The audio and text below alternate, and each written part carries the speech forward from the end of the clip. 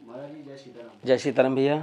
महाराज जी एक प्रश्न था जी कि वेद और पुराण में जी दोनों में विशेषता क्या है? जी। वेद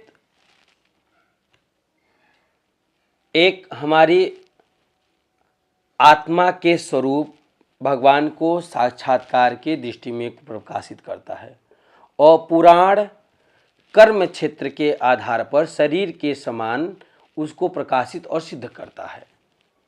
बौद्धिक विज्ञान का निर्माण हमारा वेद के वेदांतों से हुआ है, जिससे दूध में घी छुपा होता है और उसको कार्य सिद्ध से आधार पर उसको सिद्ध किया जा सकता है।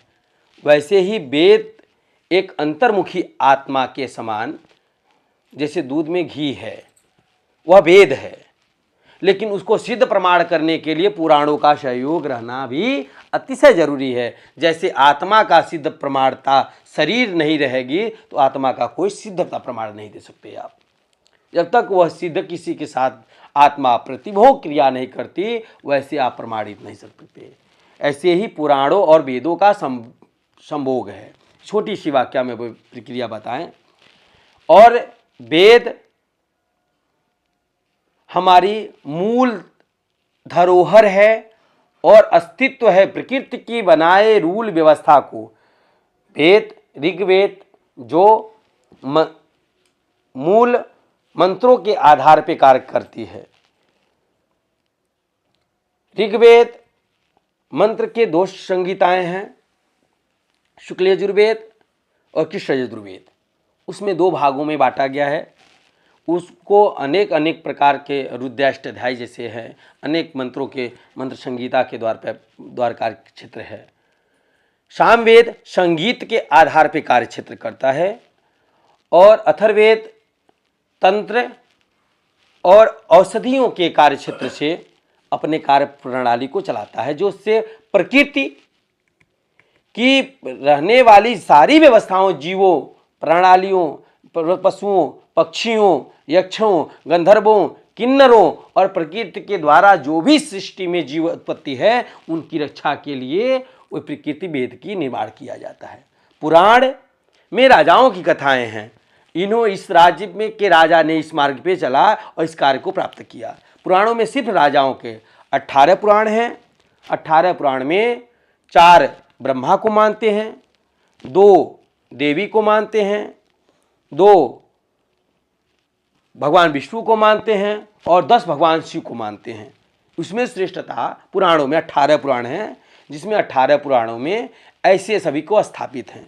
2 में ही हरि का अधिकार है, 2 में देवी का अधिकार है, 4 में ब्रह्मा का अधिकार है और 10 में शिव को अधिकार दिया गया है। लेकिन भागवत का अनुसार बस 2 ही पुराणों में अधिकार क्षेत्र है, जिसमें भागवत है, जिसमें भगवत सा श्रेणी श्रवण करने का अधिकार सिर्फ 2 ही भागवतों को अधिकार दिया गया, देवी भागवत और श्रीमद् भागवत। जो देश संप्रदाय के लोग होते हैं, देवी को मानने वाले होते हैं, वो देवी भागवत में सृष्टि के पूरे उत्तरांत व्यवस्थाओं को वेद के अनुसार चलाने की विधि देवी भागवत में प्रकाशित हुआ है और सिद्ध किया गया है।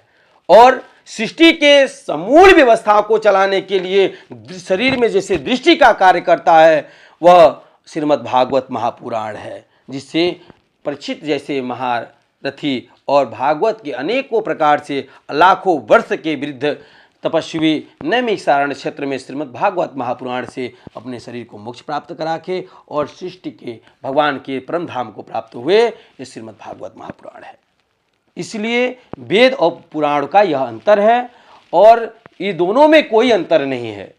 जैसे आत्मा हो तो शरीर का कोई महत्व नहीं और शरीर न हो तो आत्मा का कोई महत्व नहीं। जब तक ये दोनों एक पुरांतर का आधार पर कार्य करते हैं, तभी दोनों का महत्व होता है। इसी आधार पर इन दोनों का कोई दो प्रकाशित अलग नहीं है। जैसे राधे कृष्ण है और कृष्ण ही राधे हैं।